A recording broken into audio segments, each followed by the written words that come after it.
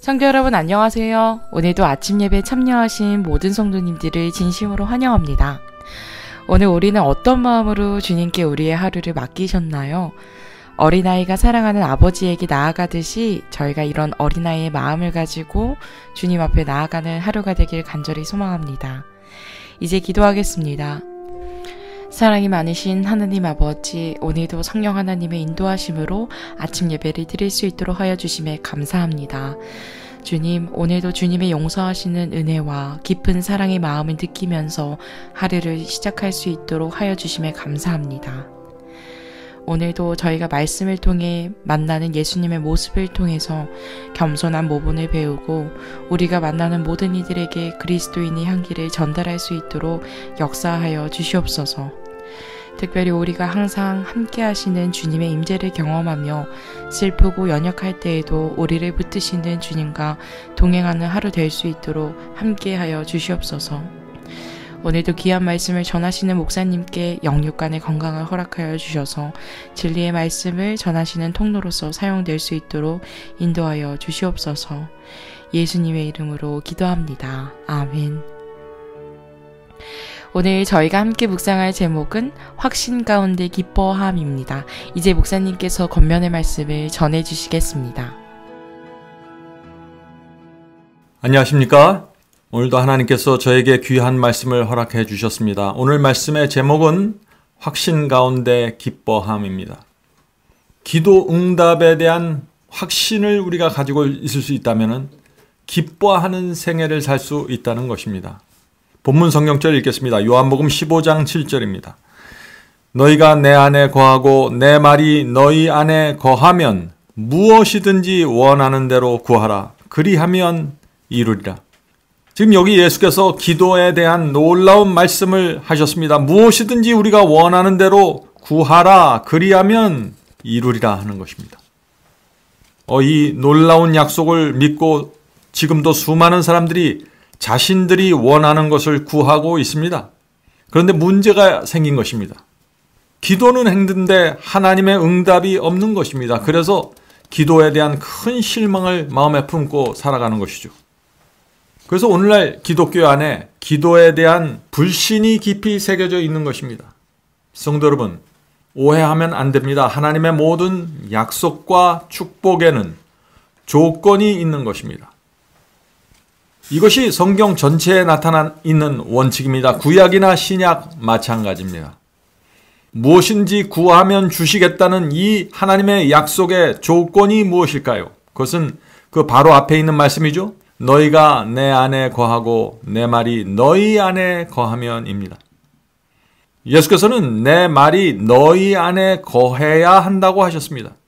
자, 예수께서 내 안에 거하신다는 것이 무슨 뜻인가요? 그것은 예수께서 주신 말씀이 내 안에 거한다는 것입니다. 다시 말해서 내가 그 말씀을 사랑하고 귀하게 여기기 때문에 내 마음에 새겨졌다는 것입니다. 새겨진 사람은 순종하게 되는 것이죠. 이런 신앙으로 들어갈 때, 순종하는 신앙으로 들어갈 때 하나님께서 우리가 원하는 그것을 이루시겠다고 약속해 주시는 것입니다. 그리스도 안에 거하는 자에게 주어지는 특권은 귀중하다. 그리스도의 정신은 그분을 충성스럽게 따르는 자들 안에 거한다. 그들의 욕망은 그분의 뜻과 일치하며 그들의 단어는 그분의 성령에 의하여 표현된다. 그들은 기도의 응답을 받는다. 왜냐하면 그들은 하나님께서 주시기를 기뻐하는 축복들을 구하기 때문이다. 자, 여기 응답받는 기도의 비밀이 나타나 있죠? 그리스도 안에 거하는 자가 응답받는다고 했습니다. 왜 그리스도 안에 있는 자들이 응답받게 될까요? 그리스도의 정신이 내 안에 거하기 때문입니다. 그리스도의 뜻이 내 뜻과 같게 되었기 때문입니다. 그래서 내 탄원과 내 기도가 성령의 감동을 통해서 드려지기 때문에 하나님께서 응답하실 수 있다는 것입니다. 하나님께서 우리의 기도에 응답하는데 아무런 꺼리낌이 없다는 것이죠. 하나님께서 원하시는 축복을 내가 구하기 때문에 기도가 응답된다는 것입니다. 성도 여러분, 기도에 대한 오해 이제 내려놓으셔야 합니다. 기도는 우리가 하나님의 팔을 억지로 비틀어서 내가 원하는 것을 받아내려고 애쓰는 것이 아닙니다. 기도는 정해져 있는 하나님의 뜻대로 드려야 하는 것입니다. 나를 반드시 구원하시겠다는 그 하나님의 뜻이 정해져 있습니다. 그래서 그 뜻대로 그 뜻이 이루어지게 해달라고 간구해야 하는 것입니다. 내가 무엇을 해야 하나님의 그 정해진 뜻이 이루어질 수 있습니까? 라고 묻는 것이 기도입니다. 그래서 그 기도하는 성도는 하나님의 뜻대로 살게 되는 것입니다. 하나님의 뜻과 내 뜻이 같아졌기 때문이죠. 계속해서 읽겠습니다. 그러나 날마다 하나님께서 응답하시지 않는 수많은 기도가 드려진다. 믿음이 없는 기도들이 있다. 믿음이 없이는 기쁘시게 못하나니 하나님께 나아가는 자는 반드시 그가 계신 것과 또한 그가 자기를 찾는 자들에게 상 주시는 이심을 믿어야 할지니라. 히브리서 11장 6절입니다. 우상을 품은 마음에서 우러나오는 이기적인 기도들이 있다. 자, 믿음이 없는 기도 어떤 기도입니까? 우상을 품은 마음으로 드리는 기도죠. 이기적인 기도를 말하는 것입니다. 나만 생각하면서 드리는 기도입니다. 그런 기도는 하나님께서 응답하실 수 없다는 것입니다. 자, 나만 생각하는 기도가 어떤 기도일까요? 우산 장사는 날마다 비가 내리게 해달라고 기도합니다. 자기를 생각하면서 하는 기도입니다. 골프를 치는 선수는 날마다 비가 내리지 않게 해달라고 기도하는 것입니다. 축구 선수는 우리 팀이 이기고 저 팀이 지게 해달라고 또 기도합니다. 성도 여러분, 이런 기도가 이기적인 기도입니다. 나의 유익만을 생각하면서 드리는 기도 말이죠. 자, 또 어떤 기도가 응답되지 않을까요? 이런 기도입니다. 은혜를 겸손하게 구하는 대신에 생애의 무거운 짐과 염려로 불평하는 까다롭고 성급한 기도들이 있다. 여러분은 혹시 이런 기도를 드린 적이 있습니까?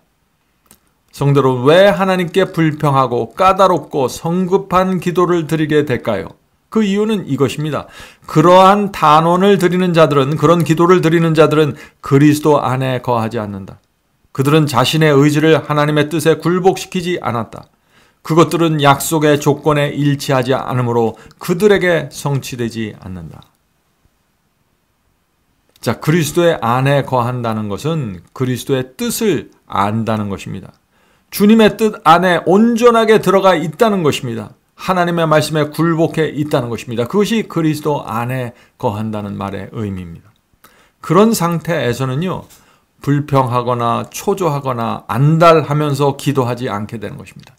하나님께 모든 것을 믿고 맡기기 때문이죠. 하나님의 최선을 신뢰하는 마음으로 믿음의 기도를 드리게 되는 것입니다. 그래서 이런 분들은 기도했으면은 감사한 마음으로, 여유 있는 마음으로 주님의 뜻이 이루어지길 기다리게 되는 것입니다. 예수님 안에 거하는 자들은 하나님께서 그들의 기도를 들어주실 것이라는 확신을 갖는다. 왜냐하면 그들은 그분의 뜻을 행하기를 좋아하기 때문이다. 성도 여러분, 잊지 말아야 합니다. 기도는 하나님의 뜻을 살피고 그것이 이루어지기를 간구하는 것입니다. 그러므로 기도드린 사람은 하나님의 뜻이 이루어지기 위해서 어떻게 살아갈까요? 자신의 최선을 다해서 하나님의 뜻을 이루기를 원하는 것입니다. 기쁜 마음으로 하나님의 뜻 행하기를 좋아하게 된다는 것입니다. 자, 오늘날 기독교 안에 그리스도 안에 거한다는 말의 의미가 크게 오해되어 있습니다. 많은 분들이 마치 예수님을 믿으면 자동적으로 그리스도 안에 거하게 되는 것으로 오해합니다. 그래서 죄를 범해도 정죄받지 않고 세속과 돈을 사랑해도 그리스도 안에 나는 있기 때문에 문제가 되지 않는다라고 생각하면서 살아가게 되는 것이죠. 그것이 아니죠. 성도 여러분, 그리스도 안에 거한다는 것은 그리스도의 뜻 행하기를 즐거워한다는 것입니다. 왜 그럴까요? 내가 포도나무에 접붙임되었기 때문입니다. 그리스도의 생명이 나에게 흘러 들어오게 된 것입니다. 접붙임되었기 때문에 말이죠. 계속해서 읽어보죠. 그들은, 자, 여기서 그들이란 그리스도 안에 거하는 사람들입니다. 그들은 격식을 차린 장황한 기도를 드리지 않고 어린아이가 사랑하는 아버지에게 나가듯이 진지하고 겸손한 신뢰심을 가지고 하나님께 나가 그들의 슬픔과 두려움과 죄에 대한 이야기를 쏟아놓으며 예수님의 이름으로 그들의 소원을 아랜다. 성도 여러분, 내 마음이 주님의 마음과 하나가 되면, 내가 그리스도 안으로 온전하게 들어가 버리면 내 속에 있는 모든 것을 진지하게, 솔직하게 다 아버지께 고백하게 되는 것입니다. 슬픔과 두려움과 죄에 대한 이야기까지도 다 고백하고 쏟아놓을 수 있는 사람, 그들이 그리스도 안에 거하는 사람들입니다. 계속해서 읽겠습니다. 그들은, 여기서 그들도 그리스도 안에 거하는 사람들입니다. 그리스도 안에 거하는 사람들은 용서하는 사랑과 유지시켜주는 은혜에 대한 확신 가운데 기뻐하며 그분의 면전을 떠나간다. 우리가 기도했으면은 은혜에 대한 확신을 가지고 하나님께 떠나갈 수 있다는 것입니다. 기도를 마치고 말이죠. 성도 여러분, 우리에게 두 가지가 필요한 것입니다. 자, 이 두 가지, 지금 말씀드린 이 두 가지를 우리 신앙 속에 갖게 되면은 그때 우리는 살아있는 신앙으로 들어갈 수 있는 것입니다. 자, 첫 번째는 무엇인가? 용서해 주시는 주의 사랑에 대한 확신입니다. 용서해 주시는 예수님의 사랑을 확신해야 한다는 것입니다. 어떤 상황에서도 그리스도의 사랑을 믿고 의지해야 합니다. 그래야만 우리가 죄를 고백할 수 있고 용서받을 수 있고 정죄에서 빠져나올 수 있다는 것입니다. 자, 두 번째는 그리스도 안에 계속해서 거할 수 있게 유지시켜 주시는 은혜에 대한 확신입니다. 유지시켜 주는 은혜에 대한 확신. 성도 여러분, 은혜는 파워입니다.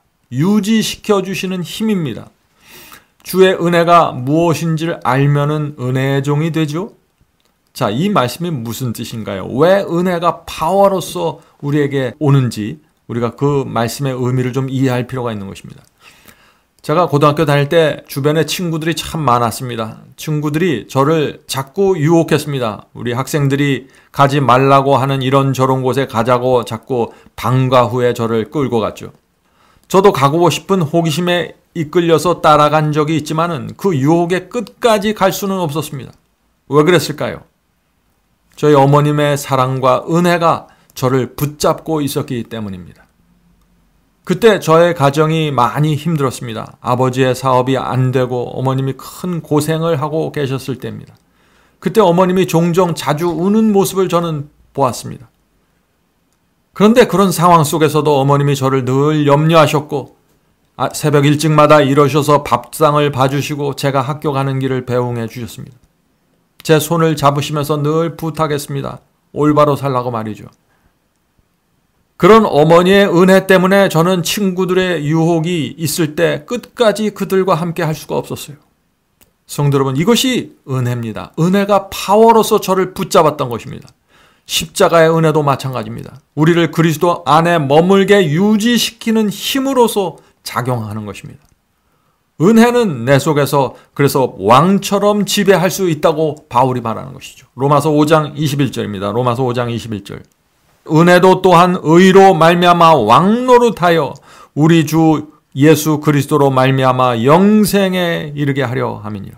은혜가 우리 속에서 왕노릇하고 우리를 붙잡고 그리스도 안에 머물게 해주기 때문에 우리가 영생에 이르게 된다 하는 것입니다. 이것이 바울의 복음입니다. 자, 계속해서 읽겠습니다. 예수께서 우리 편이라고 생각하면 그대는 기쁨과 소망과 용기의 즐거움을 소유하게 될 것이다. 결코 예수님과 분리되지 말라. 그분께서는 결코 우리와 분리되지 않으신다. 성도 여러분, 이것이 복음입니다. 어떤 상황에서도 예수님은 내 편이십니다.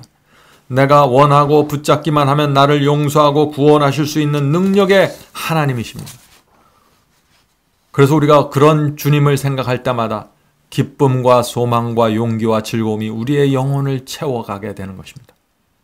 예수님은 우리를 떠나지 않으시겠다고 했습니다. 비록 우리가 주님을 밀어낼지라도 주님은 우리 마음 문 밖에 서서 문을 열어달라고 끝까지 호소하시는 것입니다. 계속해서 읽어보죠. 갈바리의 십자가를 통해 그분께서는 우리에 대한 당신의 깊은 사랑의 증거를 주셨다. 그분께서는 우리 자신의 유한한 힘으로 싸움을 싸우도록 우리를 내버려 두지 않으신다. 네, 우리 혼자서 죄와 싸우고 사탄과 싸우도록 우리 혼자 내버려 두지 않는다는 것이죠. 그분께서는 내가 과연 너희를 버리지 아니하고 과연 너희를 떠나지 아니하리라 말씀하신다. 히브리서 13장 5절입니다. 성도 여러분, 우리가 죽는 날까지 이 말씀을 잊지 말아야 합니다. 예수께서 우리를 버리지 않고 떠나지 않으실 것이라는 이 말씀 말이죠. 예수께서는 우리를 버리지 않으시며 심지어 우리가 당신을 슬프게 할 때라도 그분께서는 여전히 우리를 붙드신다. 이 말씀도 우리에게 큰 용기를 주는 말씀이죠. 자녀가 부모의 마음을 아프게 할지라도 부모는 자녀를 버릴 수 없습니다. 왜냐하면 부모의 사랑은 본능에서 나오는 사랑이기 때문에 그 사랑은 사라지거나 없어질 수 없는 사랑입니다. 계속해서 읽겠습니다. 그대의 마음이 예수님의 사랑으로 고무되어 그분의 영광을 위하여 열렬히 활동하도록 하라. 성도 여러분, 인생이 고달프고 힘든 것도 사실입니다.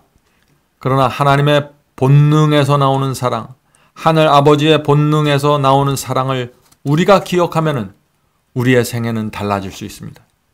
하나님의 사랑은 억지로 노력해서 만들어내는 사랑이 아닙니다. 우리에 대한 사랑은 본능에서 나오기 때문에 그 우리를 만드신 아버지의 본능에서 나오는 사랑이기 때문에 누구도 이 사랑을 막을 수 없는 것입니다.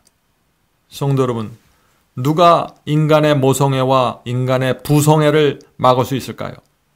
인간의 본능에서 나오는 사랑도 막을 수 없는데 하나님의 본능에서 나오는 그 엄청난 사랑을 누가 막을 수 있겠습니까? 그 사랑 때문에 예수께서 십자가에 달리기로 결정하신 것입니다. 성도 여러분, 우리가 이런 하나님의 사랑을 기억하면은 우리는 그리스도 안에 거할 수 있습니다. 떠날 수가 없는 것입니다. 십자가 은혜를 생각하는 사람마다 은혜에 붙잡혀서 살아가게 되는 것입니다. 이제 기도하고 마치겠습니다.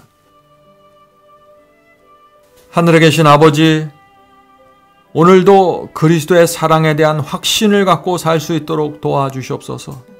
은혜에 대한 확신이 저희의 마음을 흔들리지 않고 붙잡아 주시옵소서.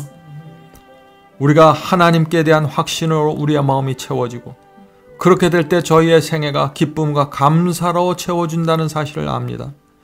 주여, 오늘 배운 말씀처럼 하나님에 대한 확신이 저희의 생애를 끌어갈 수 있도록 도와주시옵소서. 더 이상 흔들리지 않고 더 이상 유혹이 올 때 그리스도를 떠나지 않게 붙잡아 주시옵소서. 그리스도 안에 거하는 성도들에게 허락된 그 견고한 요새 같은 은혜가 저희를 오늘도 붙잡고 인도해 주시옵소서. 함께 기도하는 성도들에게 함께하여 주시옵소서. 몸이 아프고 병든 영혼들이 있습니다.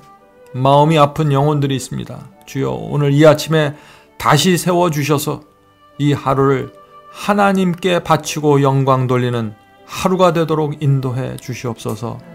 예수님의 이름으로 간절히 기도드립니다. 아멘.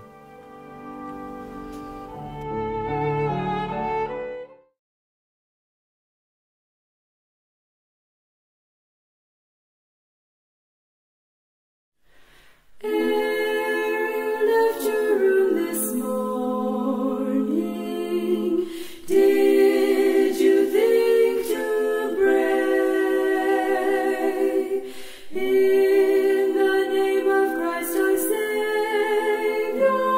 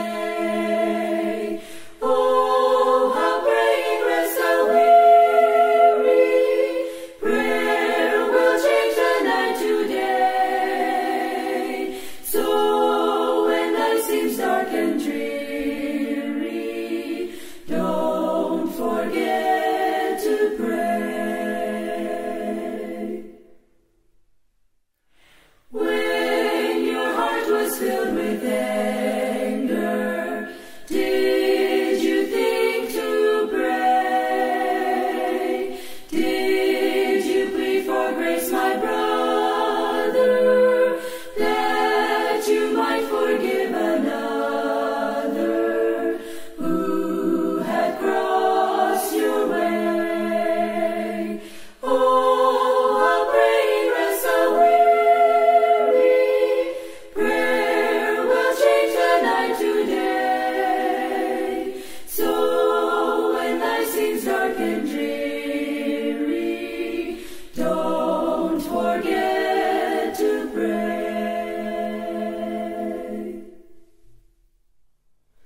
When sore trials came upon you, did you think to pray?